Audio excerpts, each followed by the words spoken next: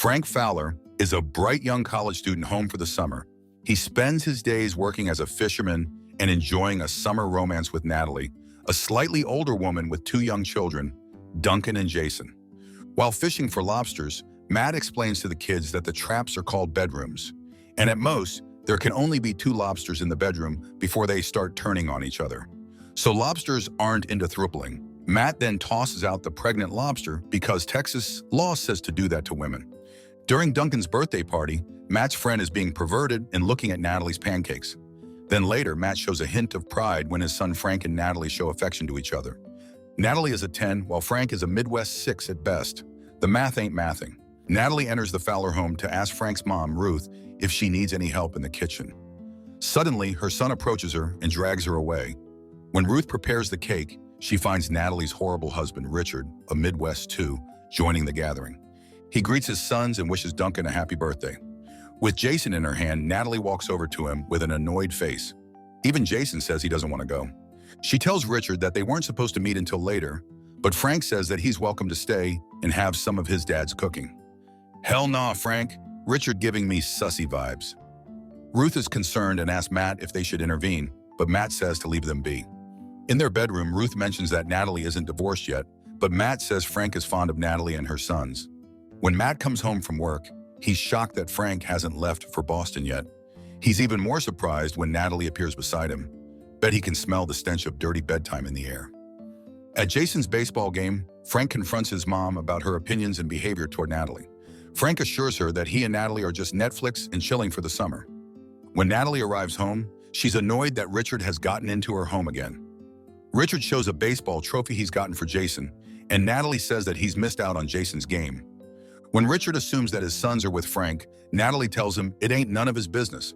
Richard switches the topic and says he's been thinking about moving back in with her and the boys.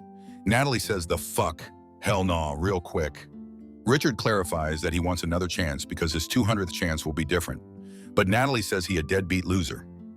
Richard tries to make Natalie flinch, and Natalie tells him to leave before the boys return.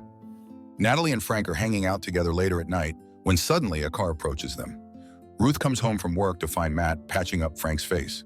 Frank explains that Richard stopped by, and Ruth worries that he'll do it again if Frank doesn't press charges. Stupidly, Frank stops his mom from calling the po-po. Ruth tells him his relationship with Natalie needs to stop before things escalate even further. In the bedroom, Ruth tells Matt the possibility of Richard still loving Natalie, which is why he's retaliating against Natalie and Frank.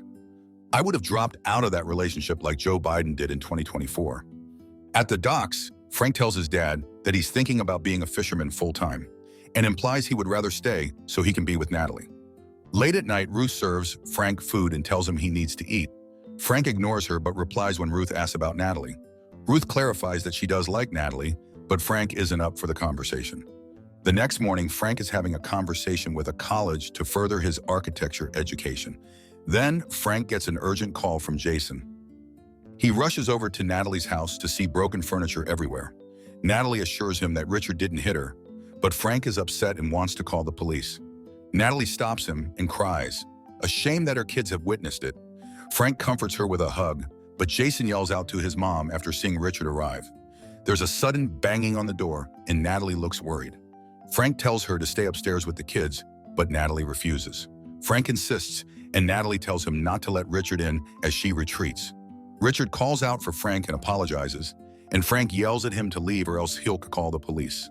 Richard walks away with a grin, and Frank hurriedly checks the back door. Richard lets himself in, getting violent with Frank. Natalie hears the sudden commotion and rushes downstairs, but a gunshot rings out. Natalie finds Frank on the ground with a bullet to his face, causing her to cry out. Natalie calls Matt, who then informs his wife about the incident. Everyone gathers around for Frank's funeral while Natalie stands in the back, crying. Matt enters his son's room and sees everything untouched. He begins to cry as he looks through Frank's belongings. A while after the funeral, Matt has lunch out with his friend Willis. Willis invites them to their camp to get their spirits up. When Matt arrives home, he sees Ruth smoking nonchalantly. He tells her about Willis's invitation, which she accepts unenthusiastically. During the court hearing, Natalie gives her testimony of what happened on the day of Frank's death. She says that she heard the gunshot, but the attorney clarifies that she claims she saw the firearm discharge in her written testimony. She asks Natalie if she saw the shooting, and Natalie cries as she shakes her head. Due to Richard's family's influence in the intricacies of the legal process, Richard is released on bail and continues to live freely in the same town, intensifying Ruth and Matt's grief and anger. Natalie returns to work and Matt visits her. Matt mentions that he's been trying to get a hold of her, and Natalie explains that her mom prevented her from taking his calls. When Matt asks her how the boys are doing, Natalie doesn't respond and looks at him with teary eyes, and Matt leaves. At the camp, Matt and Willis chop wood together, while Ruth and Willis's wife Katie look at pictures together.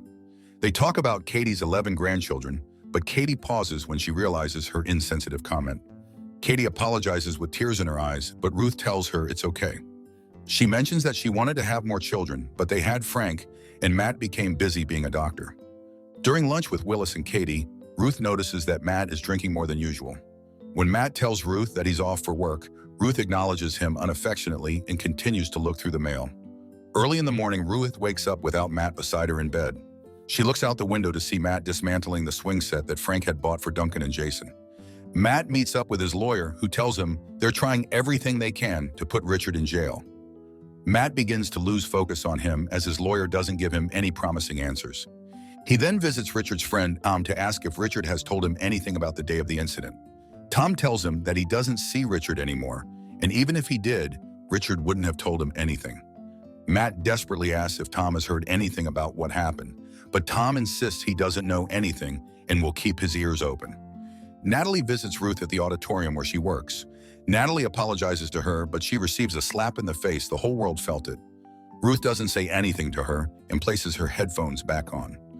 Ruth visits the grocery to pick up some things when she finds Richard behind her. Richard quickly leaves, and Ruth pays for her things, looking unsettled. She returns home to put the groceries away and ignores Matt when he asks her how her day went. Matt asks her if there's anything wrong, but Ruth replies sarcastically. Matt confronts Ruth about her attitude and asks to talk with her. Ruth brings up their deceased son and says she'd rather not talk about it since they haven't before, telling Matt to leave. Matt asks what she wants from him, and Ruth tells him that she wants him to stop acting like nothing happened. Matt gets upset that Ruth is invalidating the way he grieves and walks away, but Ruth mentions he likes to grieve with bottles of beer. Matt returns to the kitchen, even more agitated by her words. He tells her that she doesn't know what he's going through, and Ruth implies that he doesn't have any emotions. Matt explains that he prefers not to weep and cry out to the world to grieve since one of them has to be reasonable. Ruth scoffs at him and says she misses her son, not having time to be reasonable. Ruth comments that being reasonable is what got Frank 6 feet under, and Matt is baffled that Ruth implies that he's the reason for their son's death. Ruth shouts that Matt would let him get away with everything, and Matt tells her it's the reason why Frank preferred to come to his dad rather than his mom. The two argue about their parenting over Frank, and Ruth mentions that Matt encouraged Frank to be with Natalie because Frank had what Matt wanted, which was Natalie. Matt looks baffled at her accusation, and Ruth tells him he can't admit it because it's true. Ruth says that Frank died because of Matt's selfish desires. Matt argues back that it wasn't because of him that Frank passed away, but because of her. Matt explains that Ruth was too controlling and overbearing over Frank, so he chose to go to Natalie's house that day. Matt explains that she's always been the same as Frank grew up, reminding her how unreasonable she was when Frank was still a child. Matt tells her that she always found everything Frank had done as wrong and wonders why. Ruth says that she only wants to talk to him about what happened, and Matt takes the opportunity to be open with her. He honestly confesses that Ruth scares him, which makes it hard for him to approach her. They suddenly hear a knock on the door, and Matt answers it to see a young girl selling chocolates. Matt buys from her and returns to Ruth, apologizing for the things he'd said. Ruth apologizes in return, and the two embrace each other. Ruth accepts that she wasn't the best mom to Frank and doesn't blame Matt for Frank's passing. She confesses that she got sensitive after Natalie visited her at school and encountered Richard at the grocery. Matt pays Willis a visit and vents about Richard getting bailed out. Willis reveals that as long as you have the right connections, it's easy to be let free. He asks Matt if they're considering moving away, but Matt replies that it wouldn't matter. As Richard closes up for work, Matt suddenly appears behind him. Richard asks what he wants, and Matt aims a gun at him, saying he wants to talk.